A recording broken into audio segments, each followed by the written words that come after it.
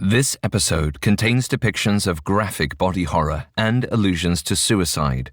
We advise extreme caution for children under 13. If you or someone you love is struggling with suicidal thoughts or the impulse to self-harm, please seek help. The United States National Suicide Prevention Hotline is 1-800-273-8255. The following is an excerpt of From the Dead by Edith Nesbit. Now I lay still as the dead woman in the next room and looked at what was left of my life. I lay still and thought and thought and thought. And in those hours I tasted the bitterness of death. It must have been about 3 when I first became aware of a slight sound that was not the ticking of the clock. I say I first became aware, and yet I knew perfectly that I had heard that sound more than once before and had yet determined not to hear it because it came from the next room. The room where the corpse lay.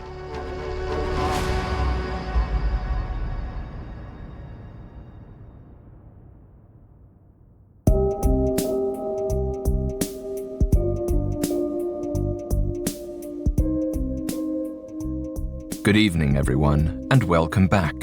I'm Alistair Murden, and this is Haunted Places Ghost Stories, a Spotify original from Parcast. In this series, we reimagine ghostly tales from some of history's greatest authors. The following version is our own unique take. It may feel familiar in some ways and different in others. We hope you enjoy it. You can find episodes of Ghost Stories and all other Spotify originals from Parcast for free on Spotify.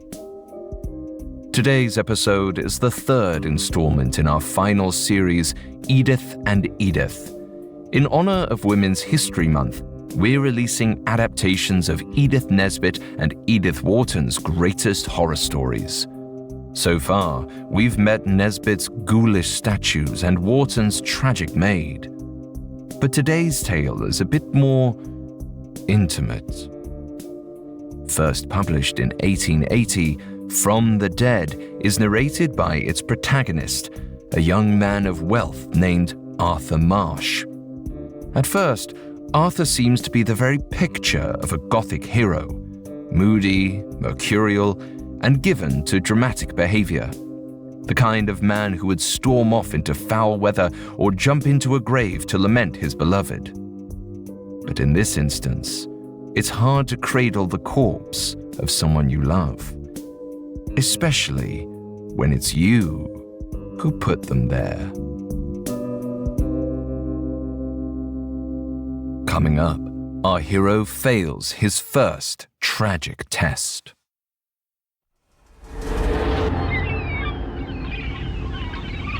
The spray of the sea chilled me as I watched the cold waves crash below.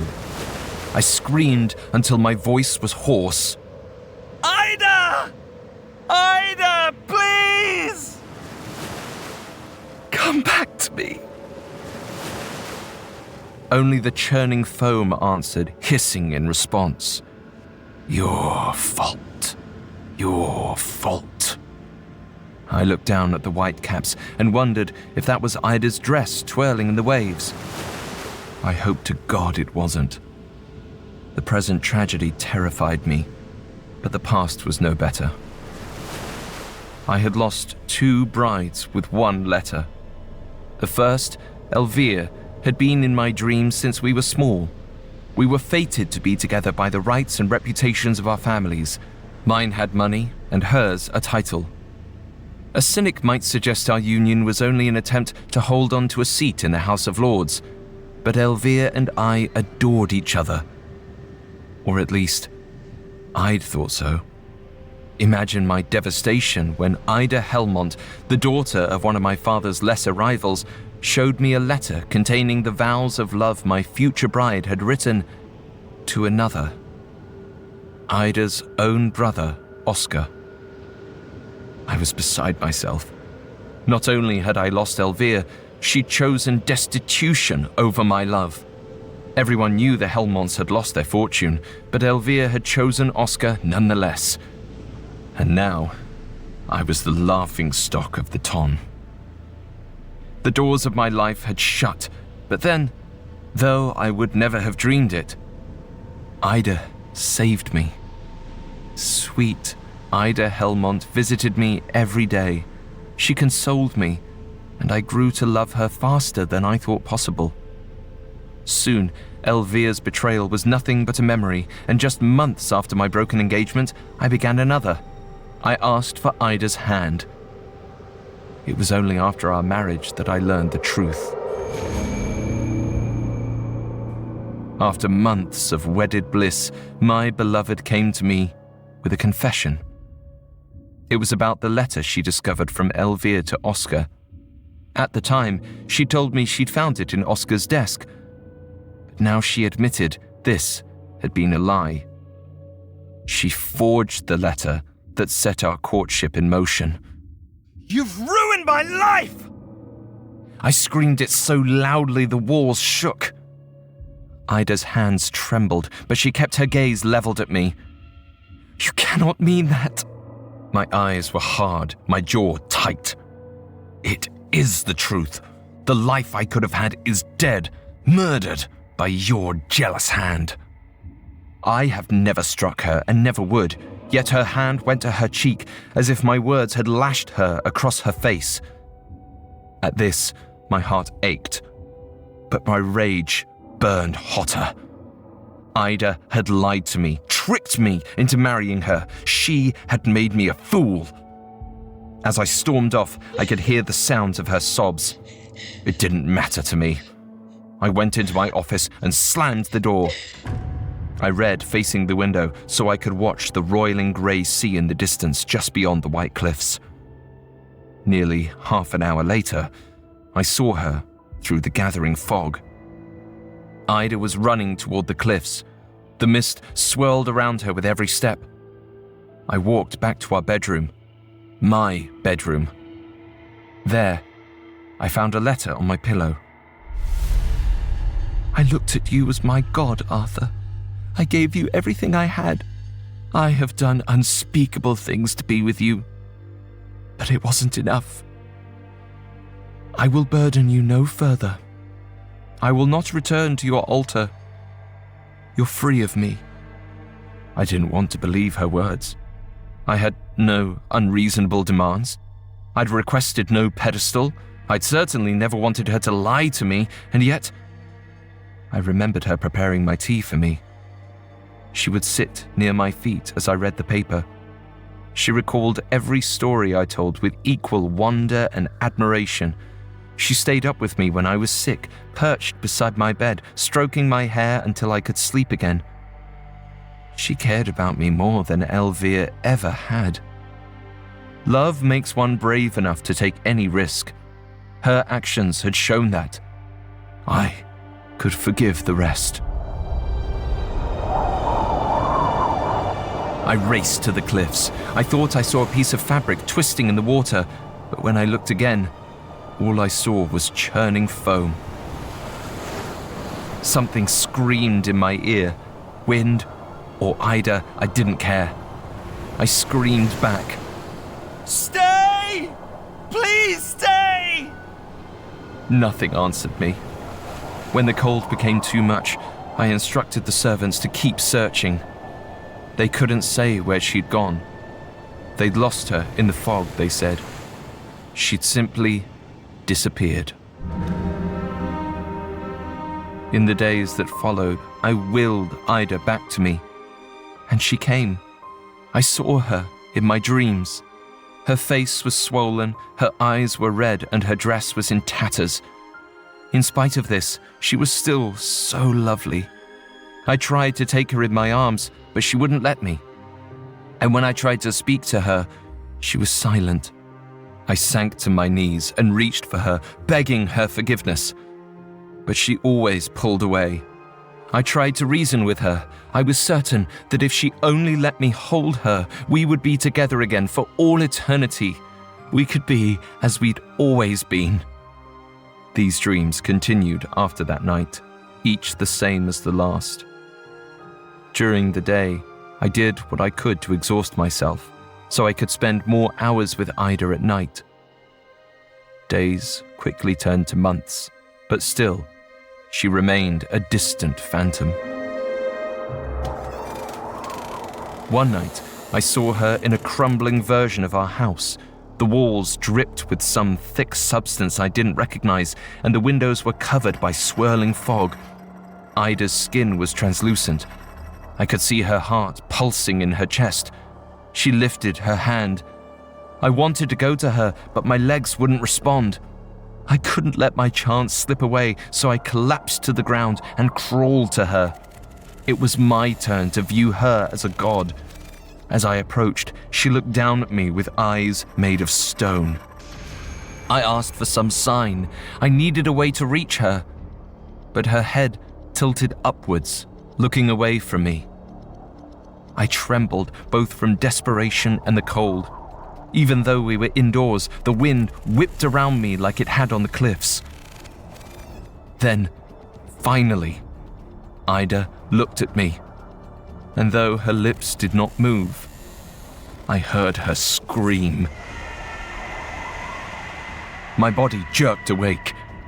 In my terror, I'd woken myself up from the dream. I settled back into bed, cursing myself, and closed my eyes.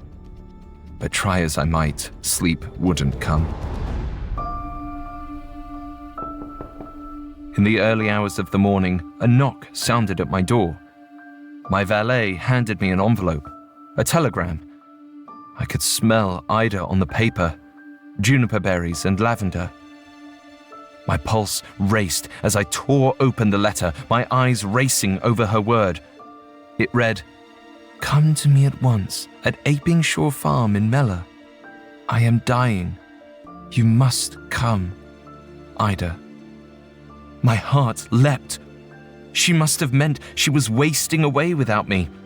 Ida had always had a poetic spirit, but now we would start anew. I immediately had my valet book the first train to Derbyshire. Mellor was a small village near Ida's parents' estate. I was a bit annoyed to realize her family must have been concealing her whereabouts from me, but the resentment didn't last. Very soon, we would be together again. Hours later, I arrived to find the station was very far from the farm, so I took a coach over the bleak-looking hills. I didn't see Apingshaw Farm until we were right upon it. The broken-down house and barn were too small to appear on the horizon. I was certain the driver had made a mistake, but he told me there was only one Apingshaw in all of Derbyshire County. It had been derelict for many years. People said it was haunted. My heart broke as I realized what had happened. Poor Ida was squatting near her parents' land, too embarrassed to admit she was hurting, too scared to ask for help. I leapt from the carriage and knocked on the door. The wood wobbled under my fist, but I continued rapping until the door opened to reveal Elvire, the woman my dear Ida had prevented me from marrying. My jaw dropped, but she didn't look surprised to see me. "You're too late. She died yesterday." I felt a large crack split through my soul, sharp and cold. It couldn't be true. I said, "You must be mistaken. She was waiting for me." Elvire glared at me. "Well, she stopped waiting." Coming up, Arthur faces his beloved one last time. The I-5 Strangler, the Southside Dentist, the Berlin Butcher. Meet the many faces of evil in the Spotify original from Parcast, Serial Killers. Every Monday and Thursday, take a journey through the origin, evolution, and madness of a real-life murderer, exploring the reasons why they lived to kill.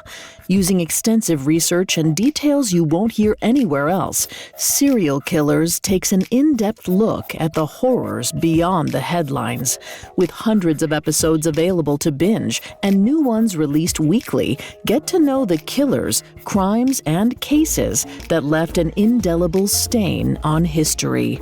Follow the Spotify original from Parcast, Serial Killers. Listen free, only on Spotify. Now, back to the story.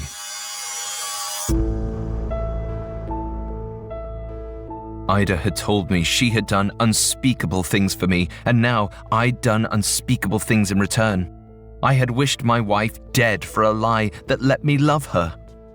Now, like some nightmare, my former fiancée, Elvira, stood in a rundown farmhouse telling me my cruelest wish had come true. Ida was gone. I didn't want to believe her. "What have you done to Ida? You should punish me, not her."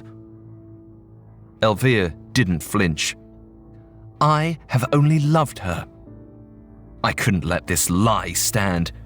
"You hated her," I shouted. "She destroyed our engagement with her forged letter." Elvira sighed. Her lies exposed my truth. I told her I didn't want to go through with it, but I was trapped.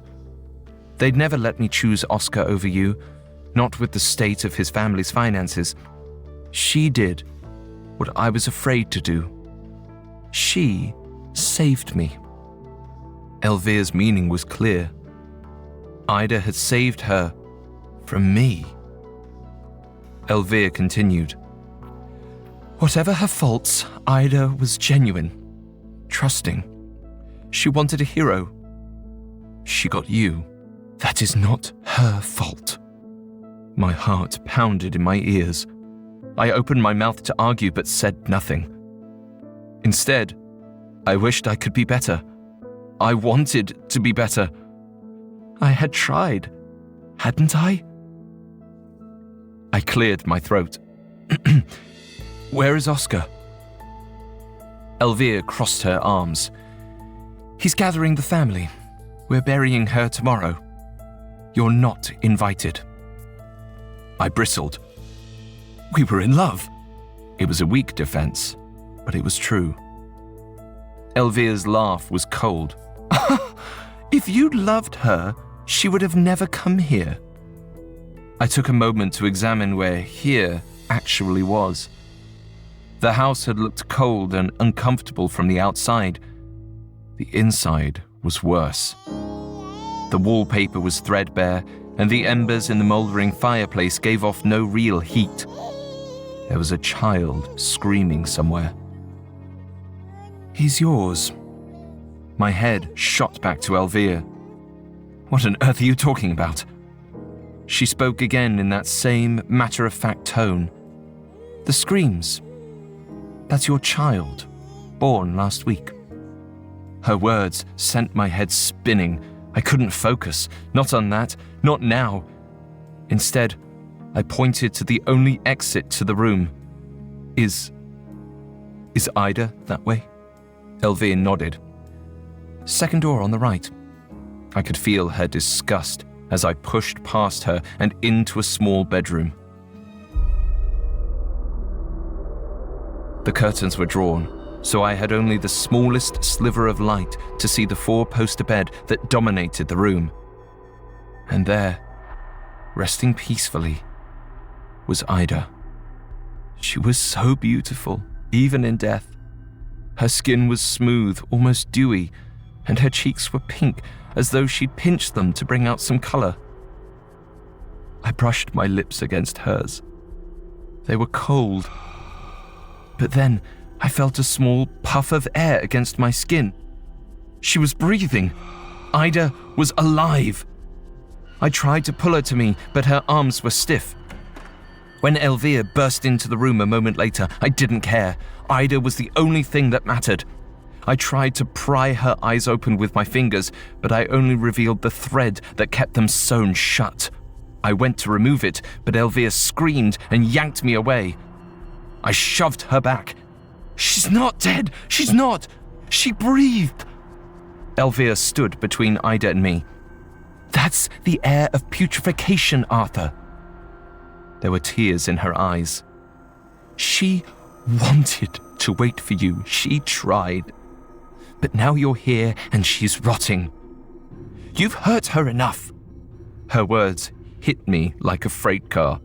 I took a gasping breath, and though I fought back tears, my body began to tremble. After a moment, Elvire guided me from the room into the next bedroom over. As soon as I stepped inside, I heard the click of a lock. The room was a mirror image of Ida's. Dark curtains, massive bed. The headboard stood against the wall where Ida's was. I imagined her sleeping, only whispers away. Maybe Elvire was right, and my love really was dead. Yet one last desperate hope sank its claws into my mind. Perhaps this was only a trick, a lesson, a fairy tale. If I held her again, maybe we would both be restored.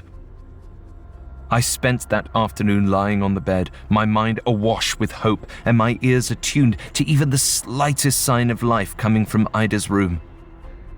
Hours passed, and day slipped into night. I was almost ready to give up when I heard one solid footstep. I put my ear to the wall. There was a rustling, and then another footstep. They came in a steady rhythm. I should have moved to follow them, but I was paralyzed with nerves. Ida had called me her god once. Could my love have resurrected her? The doorknob turned. I wasn't sure when it had been unlocked. I had been too focused on the sounds from the other room to pay attention to anything else. I held my breath as it opened.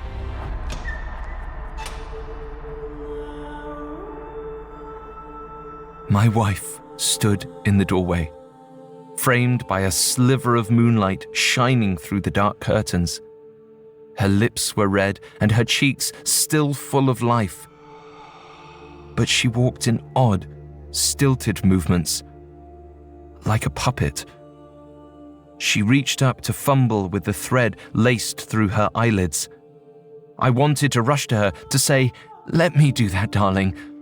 But seeing her like this, I couldn't move.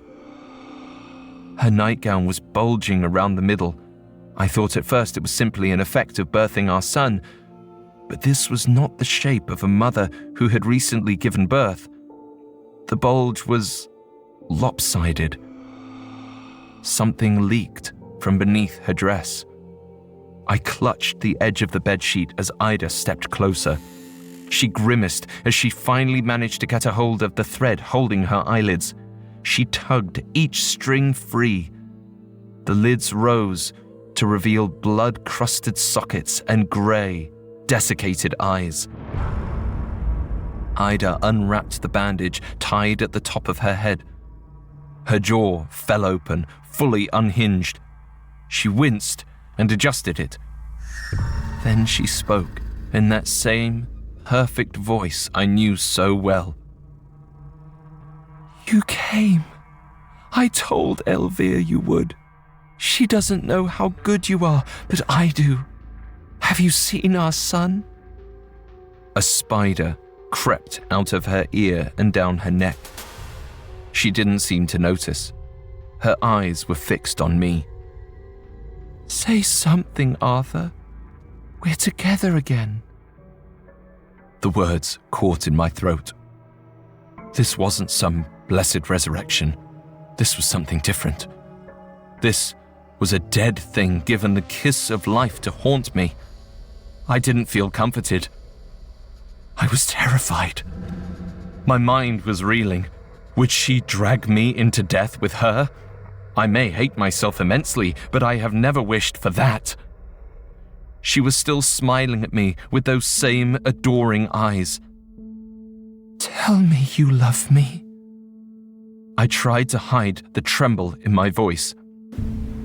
"I love you, as I've never loved another." Ida's lips pulled into a misshapen smile. I realized they weren't red, but purple and brown, swollen with some unknown liquid. Will you kiss me again, Arthur? Bile rose in my throat. I could not feel that dead thing on me. I would not. She must have seen it on my face. She wept clotted blood. You hate me. I frighten you and you still hate me. I tried to keep my voice level and soothing. No. You've changed, my love. She sniffled, wiping the thick blood across her cheeks. I know I've changed. But if you hold me again, we can be together always. You want that, don't you? I realized suddenly that this must be a dream. There was no walking corpse, no Ida back from the dead. There was only my guilt. I pulled the sheet over my head and lay down, willing myself to dispel this nightmare. I felt her tugging at my hands, but I would not let her take hold. Arthur, stop, please, stay. The white sheet darkened to a foggy grey. My vision was distorted around the edges. I could feel a pressure in my head. Sleep was so close. I could be rid of her in a moment. The assault stopped very suddenly. I felt the pressure on the bed change. Then I heard her voice again, small and mournful. I'll sit here, my love, until you feel better. Will you let me stroke your hair? My pulse thundered in my ears. I needed to sleep. She'd always been so good at getting me to sleep. Perhaps if I didn't look at her. All right, I said. I remained beneath the sheet and waited. A delicate hand touched my head through the fabric. Rest, Arthur. Rest.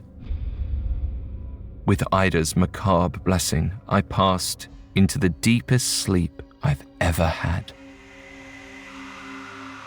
I woke to the sound of screams. I quickly pulled the sheet off of my head. Elvira stood beside my bed, mouth agape. What have you done to her, you monster? I followed their gaze to the foot of the bed. Ida was still sitting there, frozen. She was watching me with still, dead eyes. Her jaw hung open unnaturally. I scrambled to the other side of the bed, trying to get away. Ida swayed. I waited for her to catch herself, but her limbs didn't move. Finally, her rigid form toppled out of the bed, landing splayed and broken on the floor. Truly a corpse, now and forever.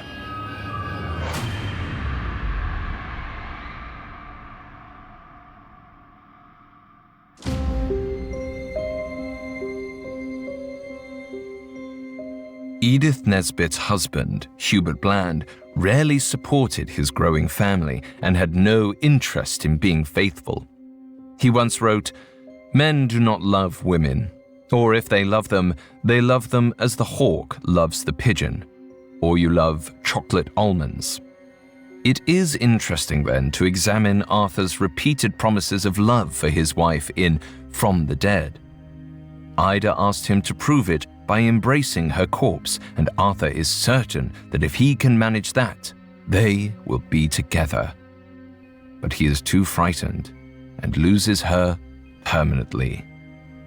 This motif of embracing the dead harkens back to a legacy of guilt-ridden heroes looking to see or hold their loved ones one last time.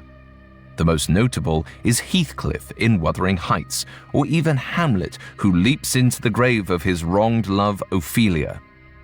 If Arthur loves Ida, by the conventions of genre, he should be able to do it, yet he cannot. Marriage, Nesbit suggests, is not a fair-weather thing.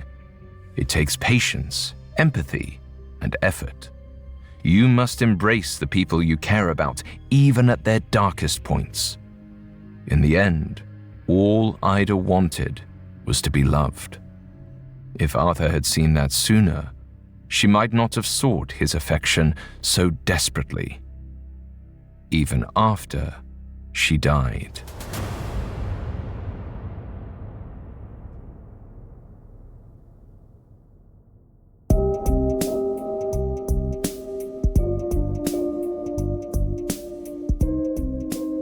Thanks again for tuning into Haunted Places Ghost Stories. Join us next Thursday for another tale from Edith Nesbit and the penultimate episode of our show. You can find more episodes of Ghost Stories and all other Spotify originals from Parcast free exclusively on Spotify. See you on the other side. Haunted Places Ghost Stories is a Spotify original from Parcast. It is executive produced by Max Cutler, sound designed by Russell Nash, with production assistance by Ron Shapiro, Trent Williamson, Carly Madden, and Travis Clark. This episode of Haunted Places Ghost Stories was written by Jen Roche and Lil DeRitter, with writing assistance by Robert Teamstra and Alex Garland, fact-checking by Audrian Romero, and research by Mickey Taylor. I'm Alastair Murden.